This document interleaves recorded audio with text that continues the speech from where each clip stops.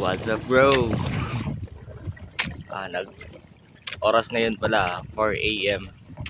Nag-area kami ng lambat dito sa harap ng Nalisayan Island. So ayan yung daraw namin.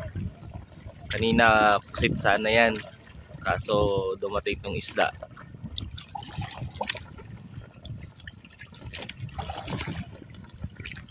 Ang daming isda, bro. Nagtalunan. Lain solong.